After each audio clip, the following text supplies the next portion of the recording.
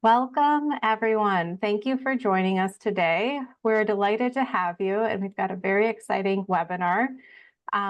This webinar is it's co-hosted by the Social Finance Topical Interest Group of the American Evaluation Association, along with the Mission Investors Exchange.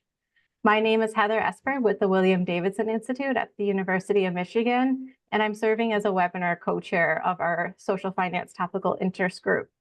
To help us get to know each other a little bit better, we'd appreciate if you could rename yourselves on Zoom to include your name and organization name. And then if you wanted to introduce yourself in the chat and note what type of organization you work for, either as an employee or a consultant, that would be helpful as our presenters think about how to tailor their remarks. So if you work for a corporation, a foundation, an investment management firm, impact investor, or small and growing business, or another category. For those of you who aren't familiar, the American Evaluation Association is a professional association of evaluators devoted to the application and exploration of evaluation as a profession. AEA has approximately 6,000 members, representing all 50 states in the US, as well as more than 80 foreign countries. The Social Finance Thematic Interest Group is called the SFTIG for short. We're a group of AEA members who are interested in the topic of social impact measurement and management and exploring the interplay between social and financial return of investments. We come from many backgrounds, from evaluators to evaluation commissioners, investors to investees, and membership in our TIG means that you want to learn more about evaluating the social impact of organizations that are aiming to produce both a social and financial return, whether you're at the forefront of that work or just learning about it. I'm going to pop some more information in the chat about those different groups that I just mentioned. All of our webinars, as is this one, will be shared on our website, so I included that in the chat as well. And today we have a very exciting webinar to think about what is behind ESG and how evaluators can, one, better understand the opportunities and limitations of ESG offers to companies, investors, communities, and global sustainability. Two, support their clients' ESG engagement in ways that advance the best of what ESG can be. And three, help clients identify ways to use all of these tools to improve ESG. So throughout the webinar, feel free to share your questions and ideas in the chat. Our panelists, as they're able, will try to answer those in real time, but it's more of a conversation. So we'll be kind of organizing the questions and then bringing those up when we kind of get to the end. So John will be asking questions to Tim, and then we'll have some open time at the end where we'll take questions from the audience and we'll tee those up for him. So now I'm going to turn it over to Melanie at MIE to introduce themselves. Thank you so much, Heather, and welcome and thanks to all of you for joining. We have such a large audience today. Mission Investors Exchange, or MIE for short, is pleased to partner in presenting this important session. I'm Melanie Audette, Senior Vice President for over a dozen years at this nonprofit membership association of 250 institutional members, mostly private and family foundations, corporations, and community foundations.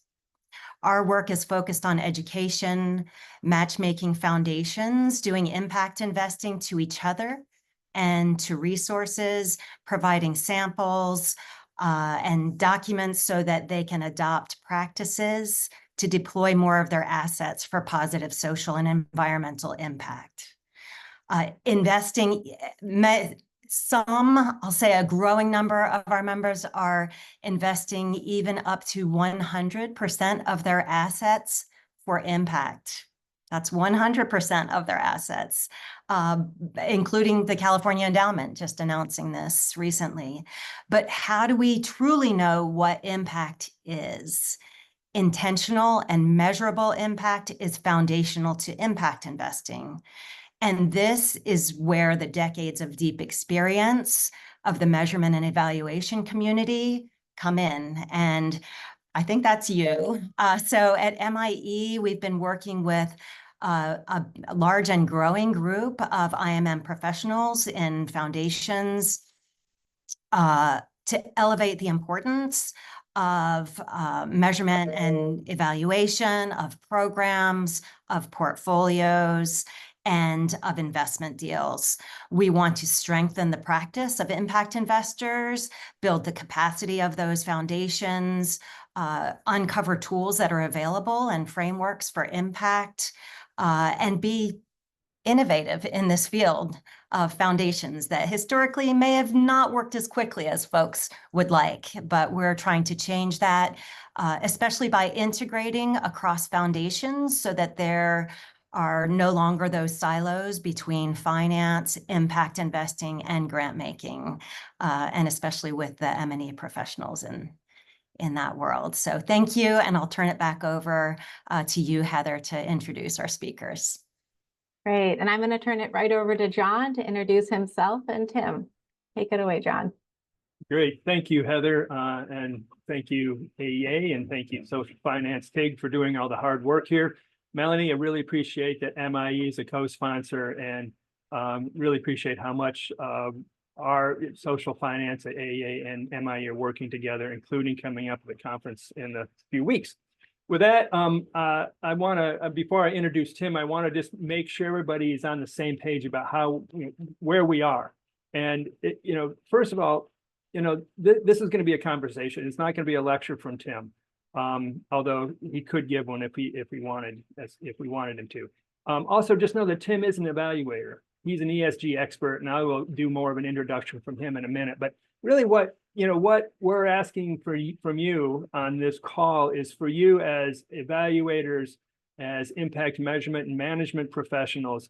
It's, in a way, this is your responsibility to look for where are those opportunities that you see in the conversation that we're about ready to have for evaluation and impact measurement and management. Bring your evaluative hat to this work, and you start looking for those you start opportunity spotting. Also, just, of course, you all sit in a different position, many of you in different positions. Some of you work for companies, some of you consult with companies, some of you work for foundations, some of you consult with foundations. Whatever it is, what is your, really just pay attention to, as we say in evaluation, your line of sight. Where can you really take some of the information that Tim will be presenting, we'll be talking about, and bringing that back to your companies and your concerns. And also, I'm not sure if Mike McCrellis from Impact Frontiers is here, but there's a couple big pieces that could flow back in that we know about in our world that could flow back into this conversation. One, I think we all know about the ABCs of impact, of enterprise impact. If not, I will post that we'll post a URL for that. Also, the 5 dimensions of impact. Again, these are, Tim, you don't know these words, but these are evaluation words and concepts that have been really brought to bear for impact investors, more on the private side, more than in big publicly traded companies. Not that they couldn't apply that. So with that, just as my reminder, let me quickly, or maybe not so quickly, just introduce Tim. I've already mentioned that Tim is a global expert on ESG, and you'll soon get to know why as he begins to speak. But currently, as we see here, he's a partner and a director at the Boston Consulting Group. But before that, he led the Global Responsive Global Reporting Initiative, GRI, for several years. You may know about that.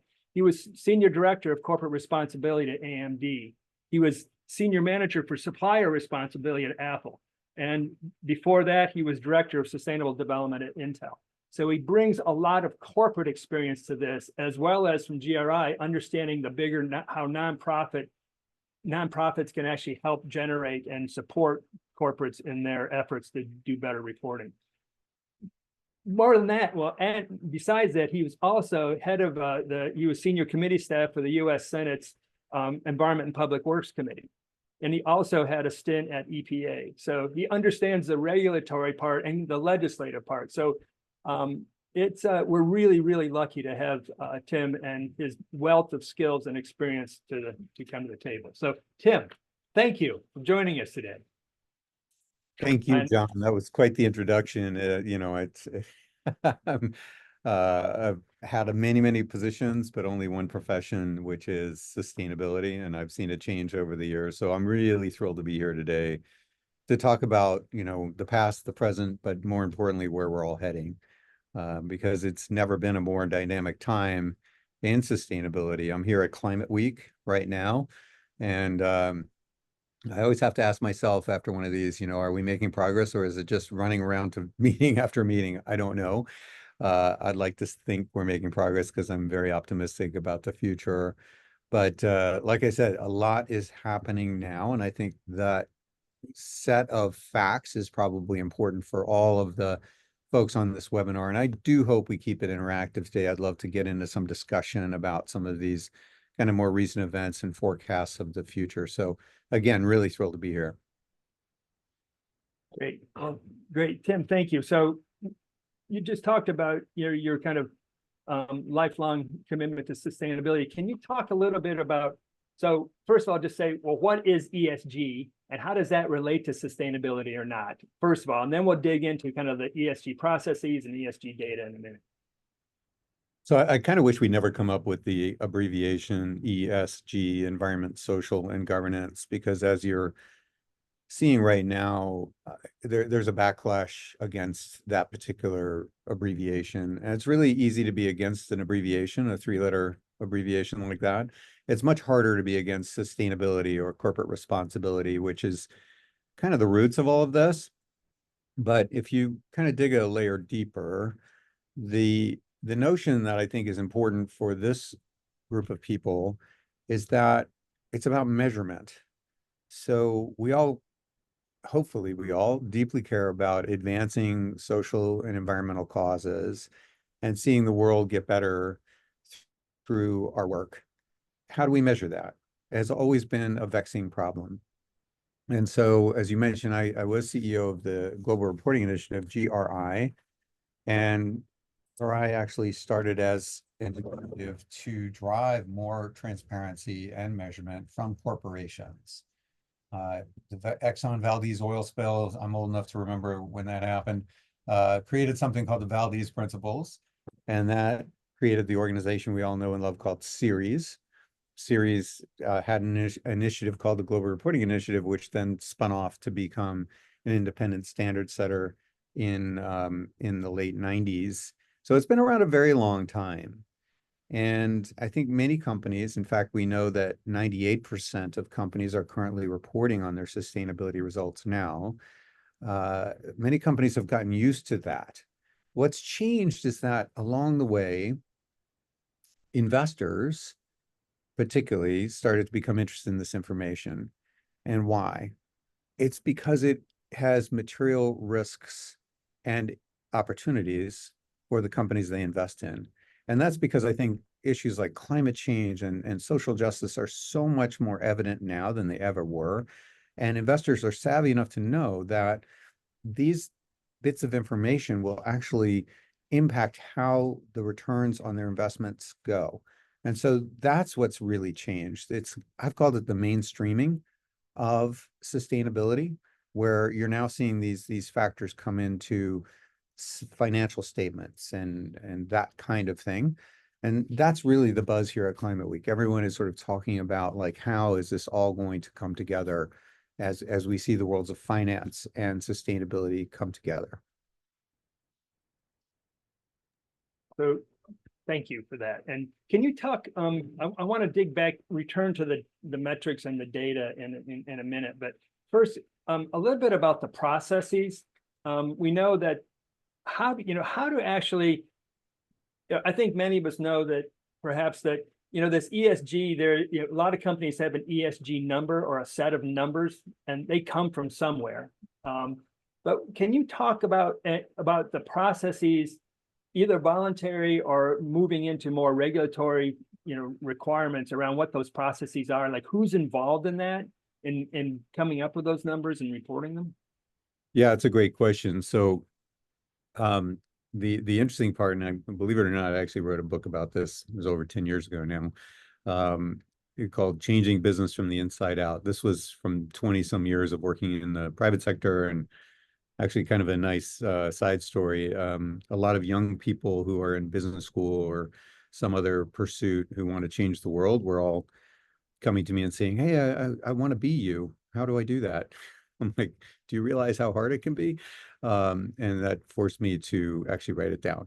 So the point though is that there's almost no department within a corporation that's not involved. And when you look at things like diversity and inclusion, you're dealing with the HR world. When you look at scope 3 and human rights, you're talking about procurement and the value chain. It used to be that companies really just cared about their own operations. And a lot of this started with, what are we doing with pollution and resource consumption in our own operations? But that rapidly changed over time to where these other issues, these social issues, these value chain issues became part of the overall sort of sustainability profile and measurement that companies do. And so when you're in one of these roles, you're sort of the corporate plate spinner, if you will. You're running around trying to keep all the plates on a stick and keep everybody focused on the same things. A lot of responsibility, limited authority, leading to influence as much as possible, but pulling together the story, and hopefully that story starts to sound like the company's making progress. What we've seen over the more recent years is that a lot of companies have issued public goals. There was a period of time just not too long ago where if you didn't have a net zero goal, there were questions about the company. And so companies sort of rush to create these overly ambitious, in some cases, goals. And now they're struggling to try and figure out like how are they possibly going to report progress or actually meet the goal. So that's kind of where we are. So it does affect almost every aspect of the company, from purchasing electricity to run their own operations to dealing with the value chain upstream and the products downstream. So it is truly all encompassing. And so thanks for that. I'm wondering about what are, some of us who are in this world and like working with other components of investments like bonds or guarantees. There are companies like Sustainalytics out there that are kind of crunching the numbers and assigning, giving a number or maybe an E, an S, and a G number to a company. What is, I guess, in terms of both the process and the data they use to do that? One, is that global? First of all, are Sustainalytics all around the world and doing the same thing for EU companies and Japanese companies and US companies? Or is this mostly is that a US contrivance? Truly global. Not negatively. Truly global. Right? Truly global. In fact, this issue came up today. I was speaking to a client from the Middle East who was very concerned about their Sustainalytics ratings and their S&P ratings. And the world of ESG analytics has gone through a bit of its own maturity curve, which is still underway. But I would use as an analogy the world of financial analytics. And maybe a negative example, when you think back to the 2008 financial crisis, many of the firms that failed had been rated very highly for their financial stability, and they failed anyway. And so you have to ask yourself, what went wrong? I worry that we may be heading into the same problem with ESG analytics. And the reason I say that is that many of them are not transparent. We don't really know what's going in. Companies aren't aware of why they're ranked a certain way. And then when you compound it with the very technical fact that we're adding a lot of disparate things together, like how do you add a company's diversity performance against their climate change performance and come up with anything reasonable? But that's what's in fact happening. And so I really think that this is overdue for a bit of a reckoning, that there has to be more transparency so companies know what they're being valued against. And so they can actually take action. If you de-average this, you understand where your performance is, you understand what you need to do. And obviously it sort of connects the whole transaction, because the client I was talking to this morning and all the clients I talk to are very actually concerned about these ratings. The investors pay attention to them. It drives decisions. And so we really need to have a much more transparent, accountable system. Mm-hmm. So I just want to stop for a moment and just flag it for all the evaluators out there, that, I mean, transparency is a big deal in the evaluation world, because if we don't have that, then we can't do our job, right? Which is actually to give our clients an assessment and a learning process so they can build on whatever they're really learning from what's true. And if it's not, we don't know what's true, then that's a problem.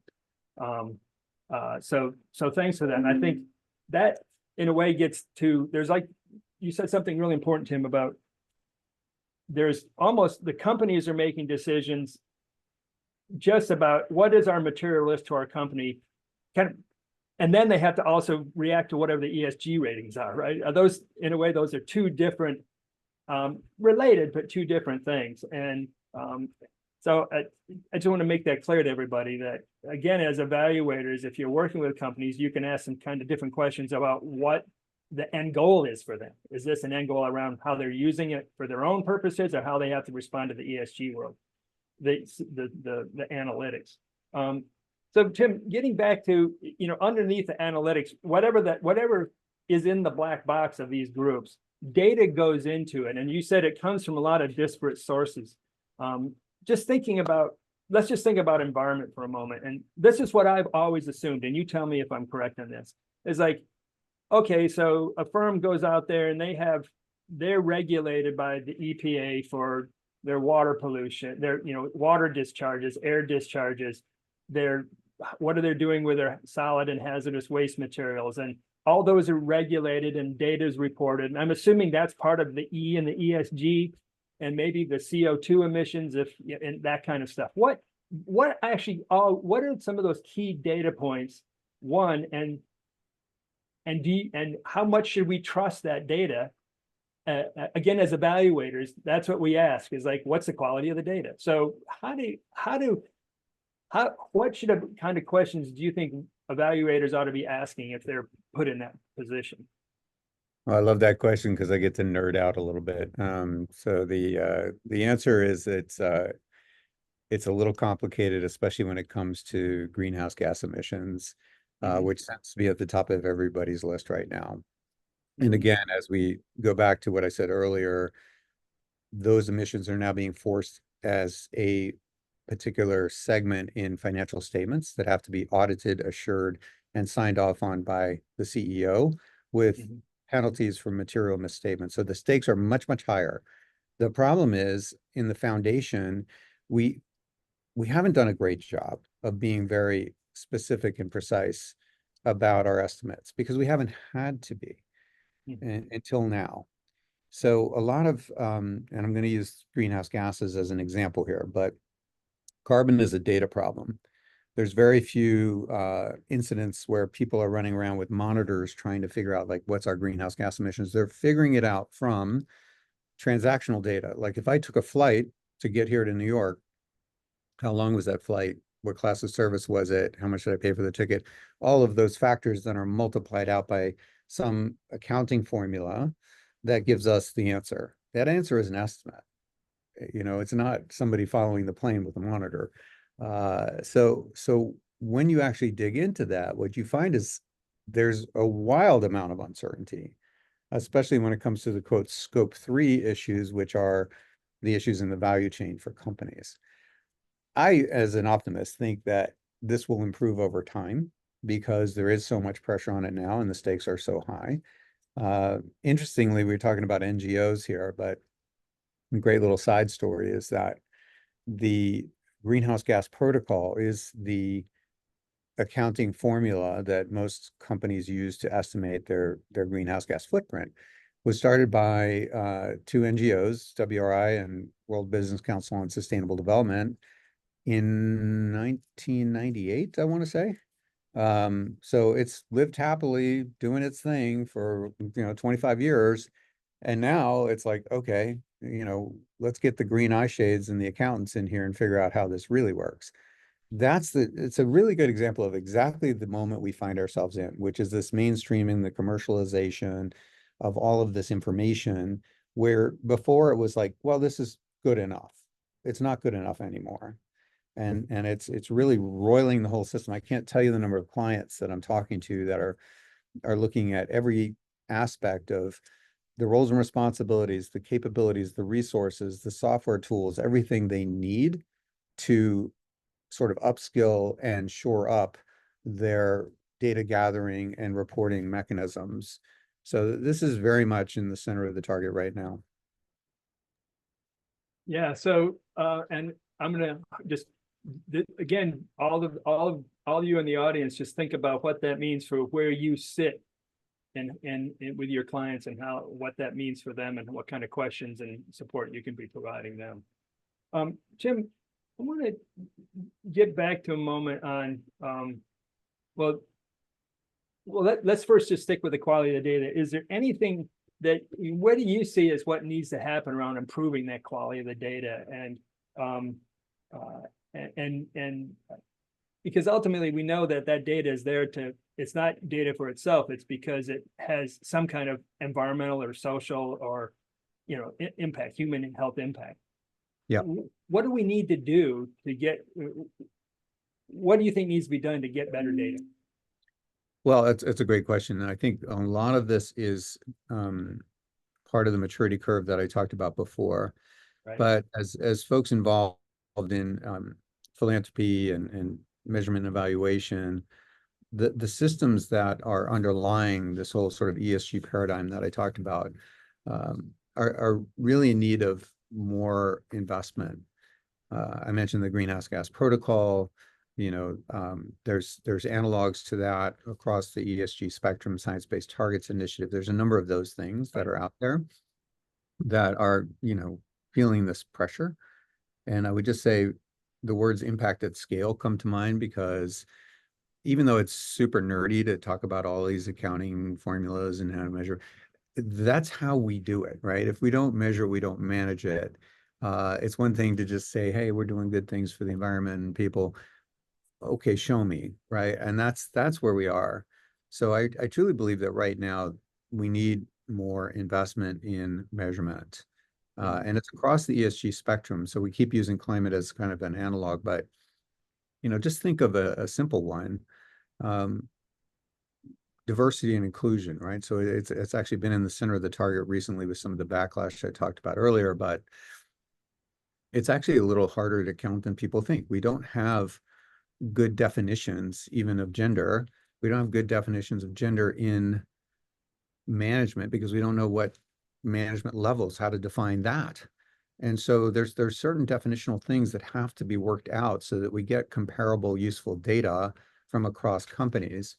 And I think that because it has not been under such pressure before, it's been underinvested. And to invest in it and get it right as these sort of systems mature is truly impact at scale.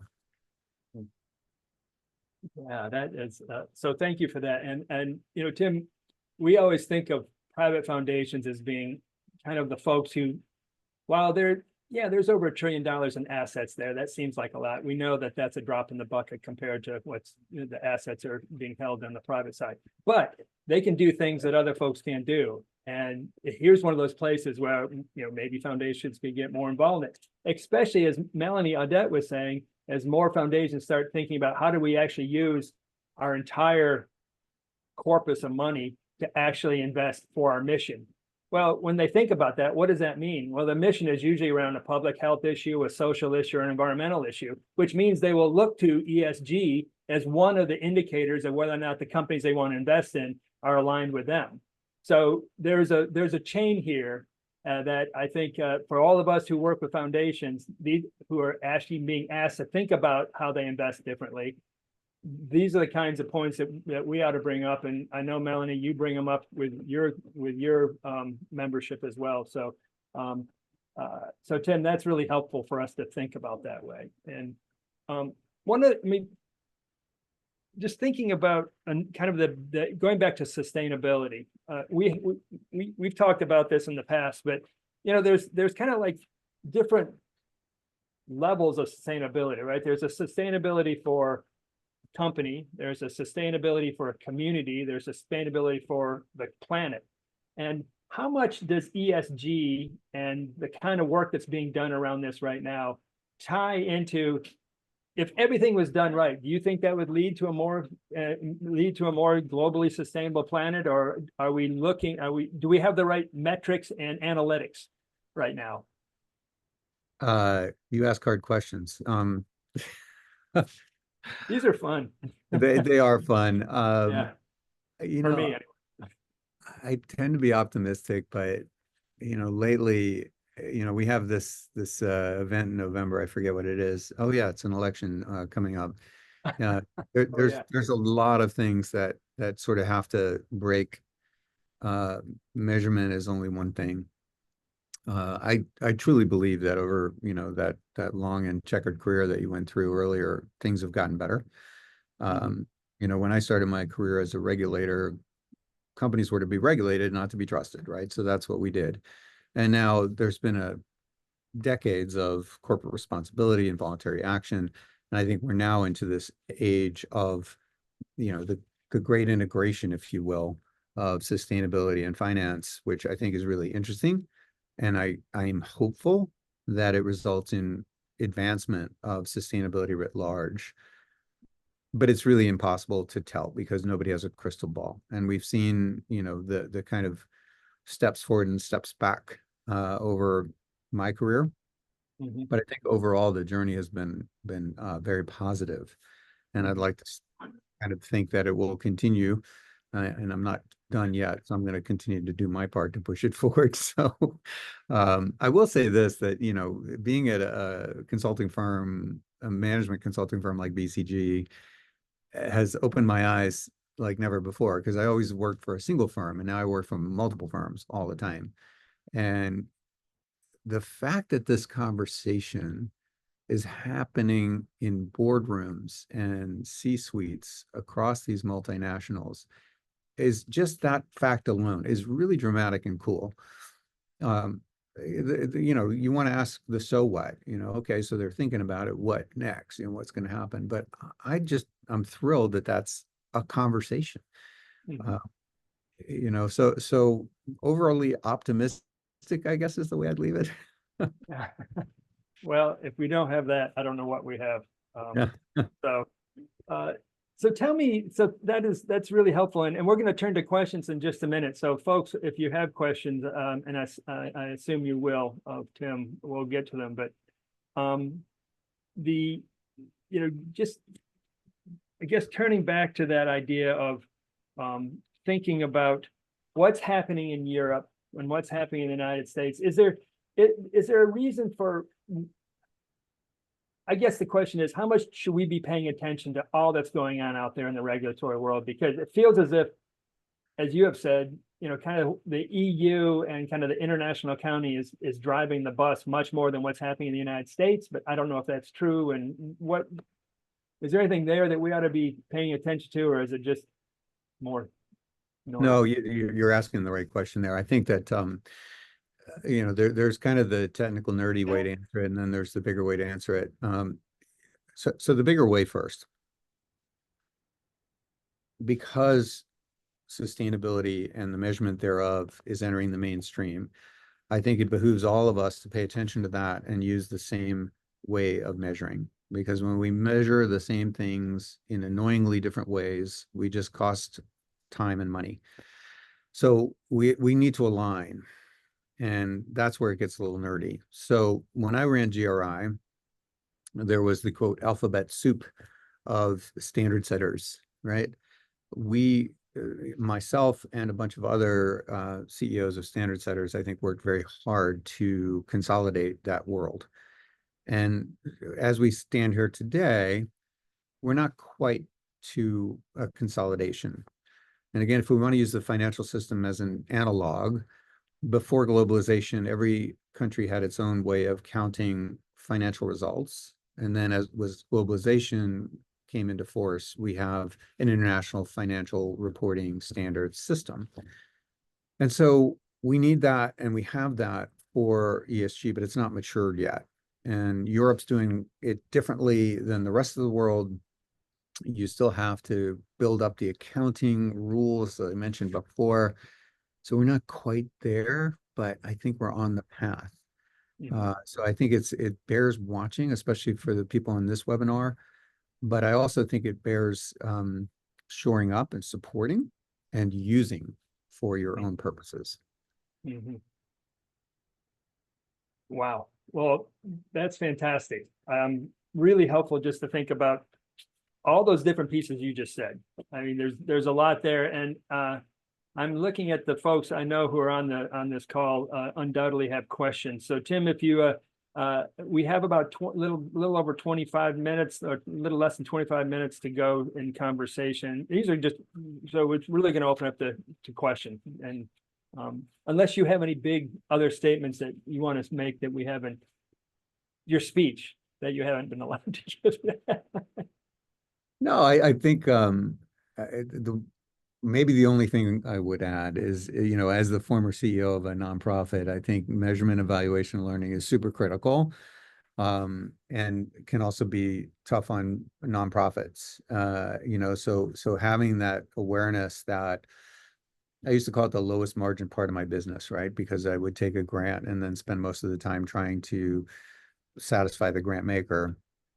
So, I know there's very little unrestricted funding anymore, but I do think that giving latitude to the grantee is super useful. I mean, it's the old trust but verify, um, and sort of taking a step back from some of the more paint by numbers approach.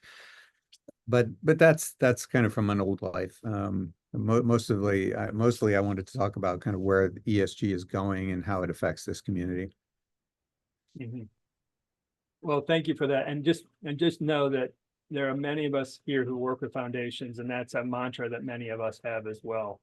That uh, there's a whole movement about trust-based philanthropy, and a whole movement about how you actually still capture important learnings and feed that back into the system and all that kind of stuff.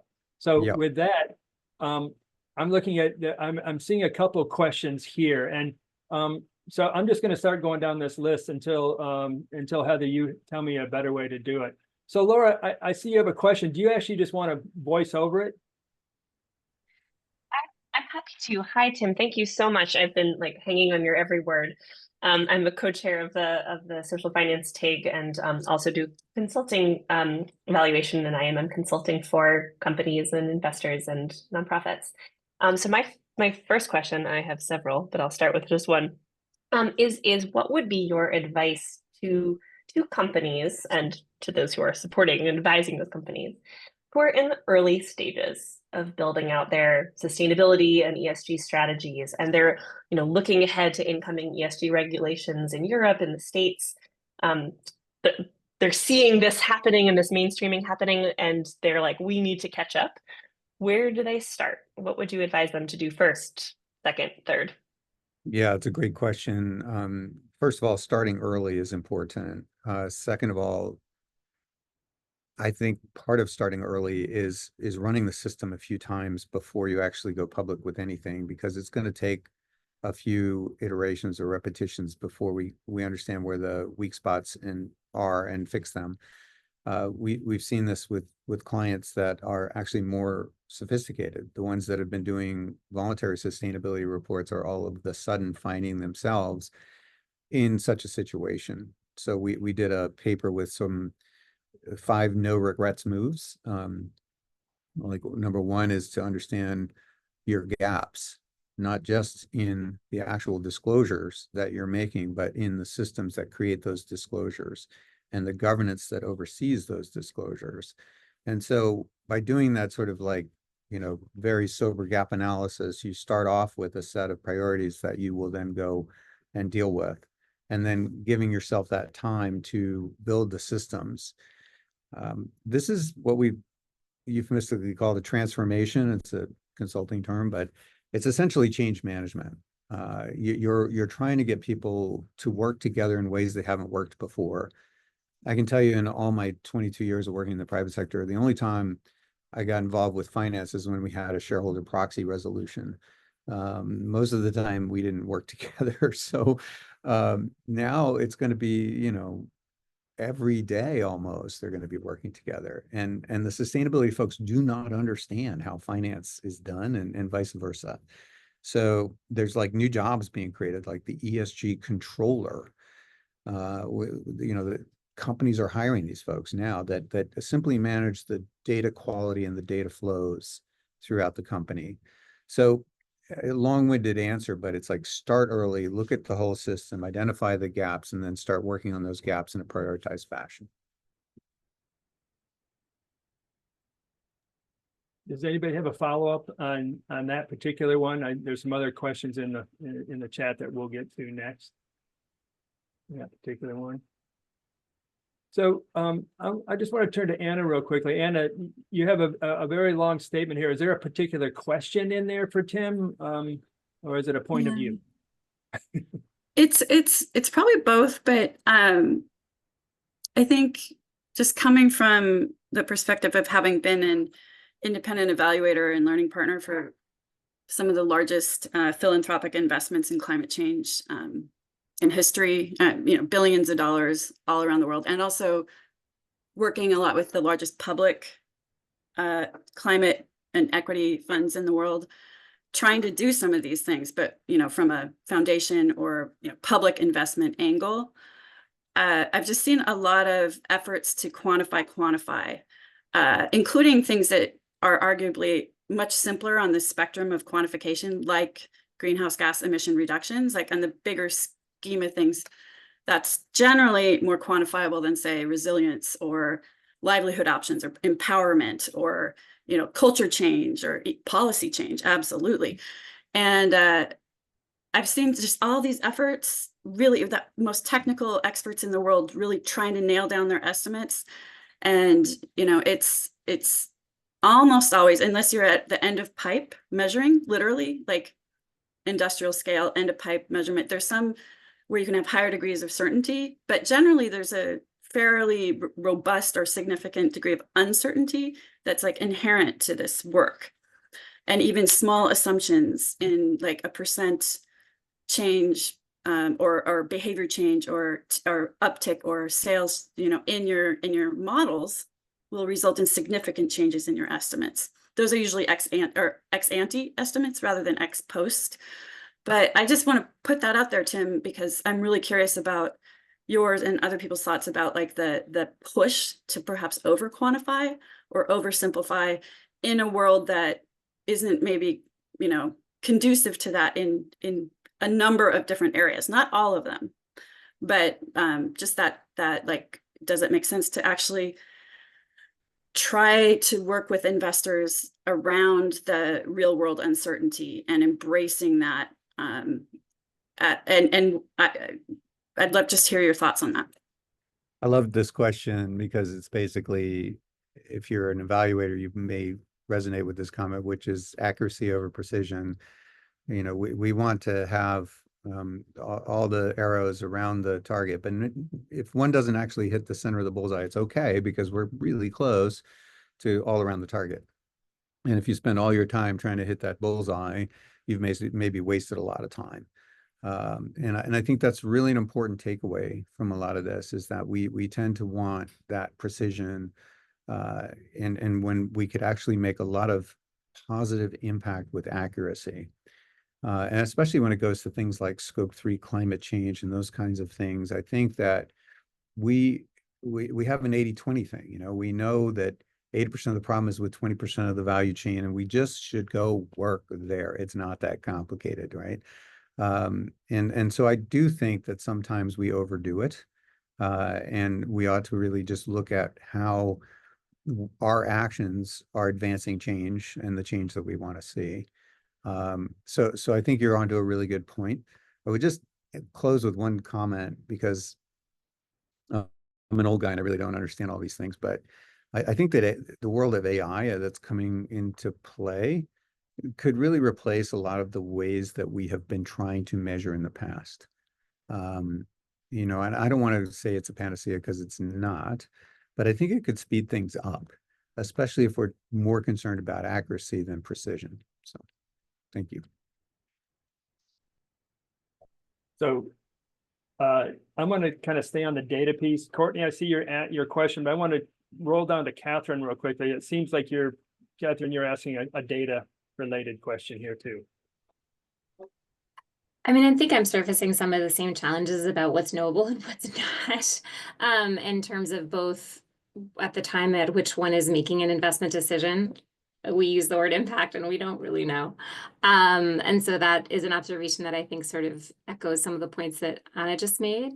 But another piece of the puzzle that I wrestle with, and I think particularly some of the most grassroots in community organizations wrestle with, is that it's expensive to collect good data, and it's time consuming, and it takes staff, and it takes expertise. And so as much as I both wish for more standardization and lament the fact that some like basic concepts, like to be led by a person of color, is defined in 50 different ways in 50 places. Like, we are challenged with our data, no question.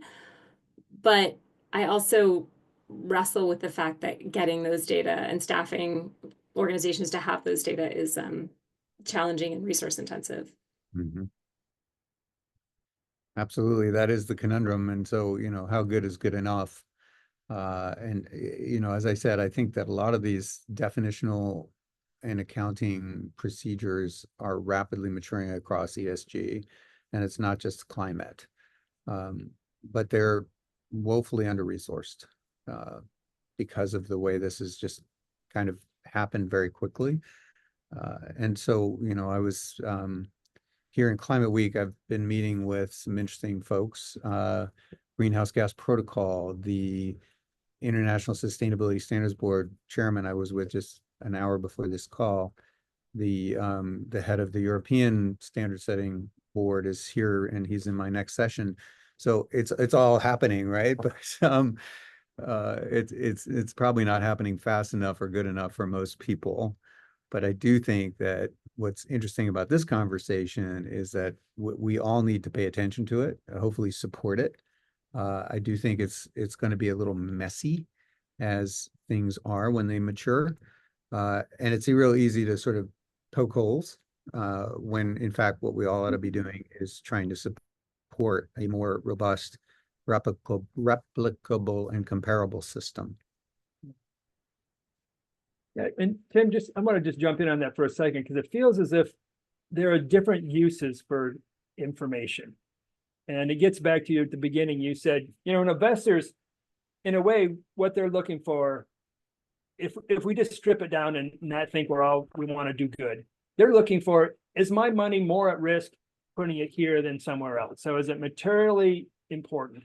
And what they consider materially important for and investors, that may be very different than what a community who is sitting, working with a, some company that's not, behaving as they would want them to. So I think we all have to think about what the uses of data is and for what purpose. And I see those as different. Tim, do you see those as different in your conversations in your world, or is it no, they pretty much are aligned?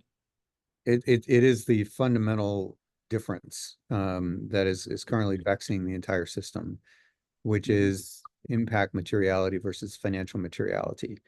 And I think we all know that. I see some nodding heads. I mean, but when you get a layer deeper, it's really hard to draw that line. And it's different in the eye of the beholder often. And so while, people will line up on one side or the other of that equation, when you really get down to like, how do you report on things that are an impact that aren't a financial impact? Well, I think most things that are an impact will have financial impact. If they don't right now, they will soon. And so, that's a tougher nut. But my goodness, people love to take sides. And so when you have a dichotomy like this, people line up on either side of it. And I was a standard setter for a while, the head of a standard setter organization, and it is easy to be quite proud of your system. I think the more mature approach is to say we really need to have a common language, if you will, between all of us. And so collaboration, consolidation, harmonization, that's a much better way forward. Mm-hmm.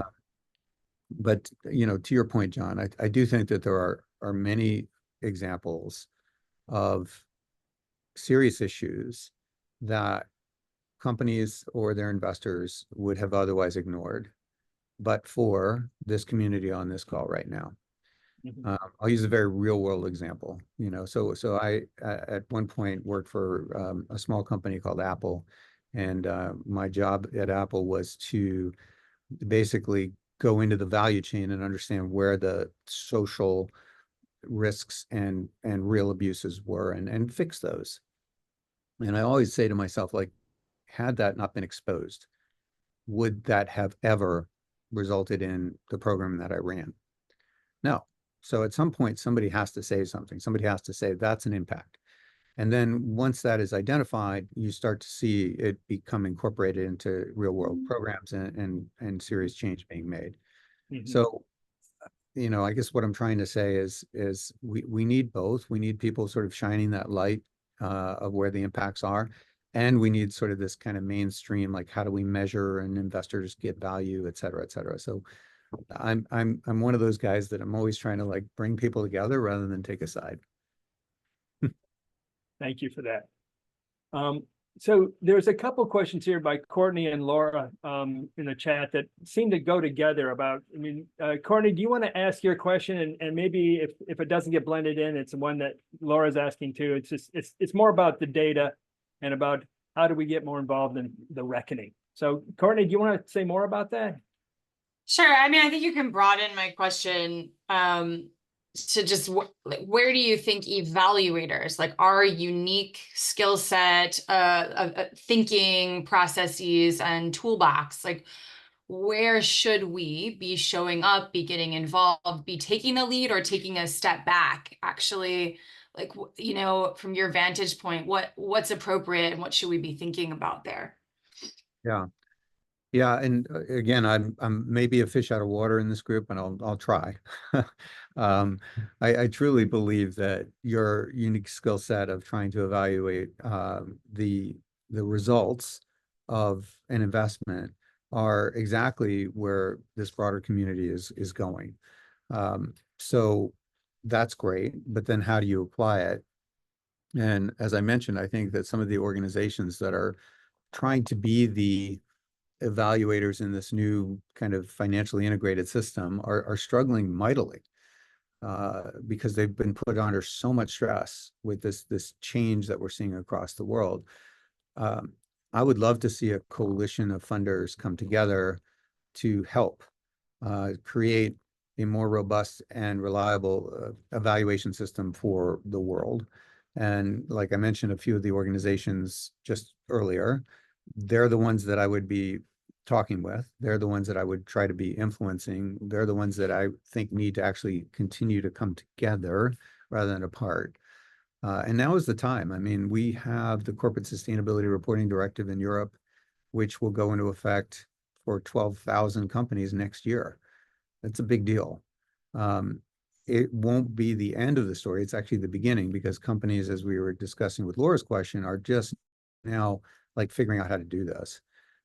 I do think that we need to start to build up the muscle and the systems to evaluate performance across the economy. So I know it's a little bit of a vague answer, but I hope it helps.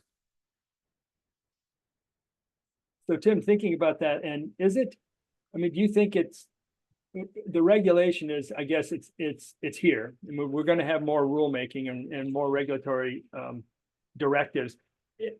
Do you think is there enough there, or do you think is it a policy change that needs to happen? Because I think about foundations and their role. While they can't fund lobbying, they can do a lot to help inform and think about and frame what policies could be put forward. So is it more? Yeah. So I mean, the civics lesson here is that we have state actors that write laws and regulations, and those laws and regulations are the forcing function, but the actual standards are done not by state actors, but by kind of pseudo-governmental organizations that are, quote, standard setters. Right. That's, I think, where we can make the most difference.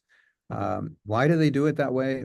It's interesting, having been a standard setter, leader of a standard setter, it's because those standard setters are kind of on the cutting edge of what measurement really is. And so, I'll give you an example. At GRI, we came up with a standard for how companies pay their taxes, believe it or not. If they're not paying the taxes in the country where they do business, then that's not cool. So we, by being on that cutting edge, you are constantly keeping the bar rising, and that's what's really important. And so the standard setters are really where I would focus in. Regulations are happening, and they're happening around the world. I mean, last week we saw Australia move, Canada's move, Japan's move, UK's move. There's just almost every economy around the world is moving to incorporate sustainability in some form in financial results. But the standard setters are kind of the ones caught in the middle. Well, good. Thank you for that. And so I think we're going to wrap up. We got about 4 minutes left. I think you may remember Morgan Burris Finley from Salesforce. Morgan has a question. I think there's a question here, Morgan.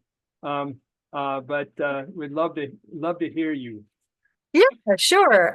In the last couple minutes, I think for me, what I think a lot about is what happens after we report, and that the report is the starting point, not the finish line. And so evaluators, in addition to evaluating, we're very skilled at the integration of learnings for decision making. And what I'm really interested is, I'm not hearing about this as much in the ESG space, so I would just love to hear your perspective on where you see the kind of the opportunities that evaluators might kind of blend in and lend their skill sets. That's such a Particularly great in learning. question. I mean, if I've said it once, I've said it a million times to the clients that I work with, is that compliance is a milestone, not the objective. The objective is to do something with the information. And, when they look at all this tooling and stuff, they get all wrapped up in like, how do we get to that compliance, that report? I'm like, no, it's about the value that you create with the information. Data is only useful if it's used. And so I actually look at what we call FP&A, financial planning and analysis information that comes along with ESG. So if you follow this stuff, that there's things like scenario analysis, like what if, there were extreme weather events in our value chain? What if the transition risks, if we had a carbon tax, et cetera? You start doing that what ifs, and it changes your entire strategy. That's where I think we could really make a difference, because frankly, I think we get too wrapped around the axle of just filling out some paperwork. Amen. Yeah, thank What you. a great way to close out the conversation. I know we have a couple minutes left, but I know, Tim, you got more to do. You got to go save the climate. I'm going to be on another panel with the European Standard Setter Chief in half an hour. Okay. Well, I would just, Tim, thank you from all of us. And I know that we're going to have a lot more internal conversations with the evaluation community. And we promise not to pull on you too much. Well, it's been my pleasure, John. Thank you for inviting me, and thank you to everybody who participated. Great questions, great discussion. I really appreciate it. Well, thank you very much. And thank you, everybody who joined us. All right. Take care now. Bye-bye.